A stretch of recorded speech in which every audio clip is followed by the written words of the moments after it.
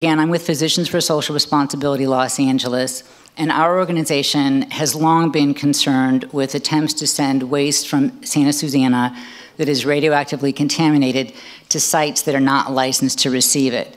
And here you can see some pictures of folks, some of whom are in this room, protesting. In 2001, we discovered that waste that was contaminated with radionuclides from the burn pit at SSFL was going to be sent to Buttonwillow.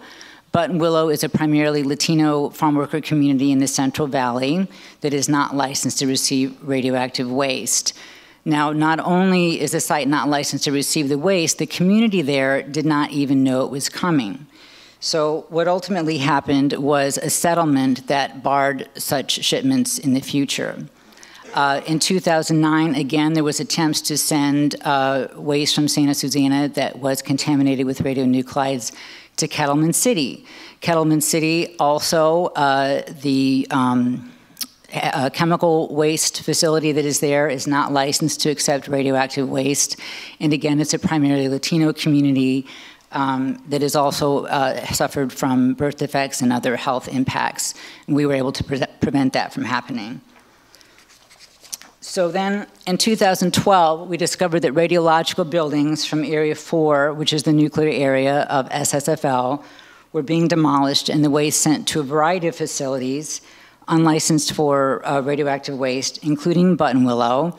And this happened without environmental impact review as required by CEQA, the California Environmental Quality Act, and without any opportunity for public comment. The disposal of this waste, which was, according to Boeing's own data, radioactively contaminated, happened with the approval from the State Department of Toxic Substances Control and the Department of Public Health. In all, according to a DTSC document, Boeing dumped a total of 1,963 tons of waste into sites not designed for radioactive waste, and it recycled 2,925 tons of contaminated debris. And you can see the breakdown there. Where did it go? These are some sites throughout Southern California that it went to. Clean Harbors, which is in Buttonwillow, received a lot of the waste. Also, municipal or industrial waste landfills, including Azusa Land Reclamation, McKittrick Waste Landfill, recycling companies Gillibrand of Simi Valley, Kimco of Sun Valley, and Standard Industries of Ventura also received material from SSFL's Area 4. None were licensed to receive radioactive waste. There are a couple matters that are at issue here. First, the potential impacts on public health. Failure to dispose of radioactive waste appropriately can result in contamination of groundwater, and through it, exposure to the public in drinking water or through uptake and bioaccumulation in agricultural crops irrigated with that water. Radioactive particles can also become airborne and result in inhalation exposures, or fall out on land that can further expose people or concentrate in crops. And exposure to radiation from contaminated recycled metals or concrete can produce direct radiation doses. All such doses increase the risk of cancer, leukemia, and genetic effects. And for those of you who've been coming to our meetings, you've heard Dr. Robert Dodge, a board member of PSRLA, talk about that the National Academy of Sciences and state and federal agencies agree that there is no safe level, that is, no amount of radiation that can be said to increase the harm to health. Therefore, radioactive waste must be disposed of very carefully according to state and federal regulations. It has very specific requirements in order to completely isolate it from the environment. Now, the other matter is that CEQA requires DTSC to prepare an environmental impact report for Area 4's cleanup. DTSC has estimated completion of this review would happen in 2015, and you can see that here. However, cleanup actions associated with buildings and other structures in Area 4 occurred in 2012 to 2013 in the form of the Demolition and Disposal Project. This is well before the completion of the environmental review required by CEQA. So, in July 2013, just as Boeing was about to begin demolition and disposal of more nuclear structures, including a plutonium fuel fabrication facility, several public interest groups, Physicians for Social Responsibility Los Angeles, Consumer Watchdog, the Southern California Federation of Scientists, and Community to Bridge the Gap filed suit against DTSC and DPH for not complying with CEQA prior to the demolition and disposal activities. In December 2013, the court ruled that there was a reasonable likelihood that DTSC had violated CEQA in permitting the Area 4 building demolition before conducting environmental review. The court issued a preliminary injunction barring DTSC from approving any more teardowns.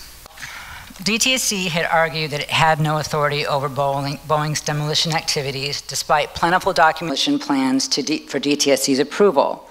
And some of this documentation also clearly shows Boeing's influence over the department. So what we have here is an email where the Cal EPA secretary and the then DTSC director, Debbie Raphael, said to Boeing that materials from Area 4 with radiation levels above background cannot be routed for recycle or for non-rad disposal in California. They said no. What happened? Peter Weiner, a lawyer for Boeing, sent an email to the deputy director at DTSC, Stuart Black, and said, "Stuart, this does not seem consistent with your and my discussion. And I noticed that other people were copied on this, but not you, nor do I see any basis for the decision referenced below." And I think I need to note that Mr. Weiner also had represented the Buttonwillow hazardous waste facility a decade prior and had signed a document on behalf of the facility that it would not accept radioactive waste in the future. So subsequently, after meetings with Boeing, DTSC did allow disposal of the contaminated debris in sites not licensed for it. What happened after that, after the December 2013 preliminary injunction, Boeing put forth a very remarkable argument. It referred to DTSC's legal briefs in the case, which claims the agency did not require approval for Boeing's demolition and disposal activities, and said, "We agree with you. And since you, DTSC, say no approval is necessary," this is me paraphrasing, "since you say no approval is necessary, we're going to stop asking you for it and withdraw all of our prior notifications." Boeing then moved for summary judgment, arguing that because it withdrew all its prior notices about demolishing its buildings, the case was moot. Boeing also said that if it wanted to begin demolition again, it would not seek DTSC's approval this time. Both DTSC and DPH filed statements that they did not oppose Boeing's motion. Last month, on January 5th, however, the court rejected Boeing's request. The court said that Boeing failed to demonstrate that it did not need DTSC's approval to demolish its buildings, and that voluntarily stopping an alleged illegal practice did not remove the court's jurisdiction or duty to determine the petitioner's claims. The ruling said, "Boeing concludes it has rendered the question of DTSC's approval moot, but this is not Boeing's decision to make, much less by unilateral action. This issue will be decided when the court rules on the merits of the petitioner's claims." If you would like to read the ruling, you can go to our website, and you can read it there, as well as a detailed report about the building demolition and disposal activities.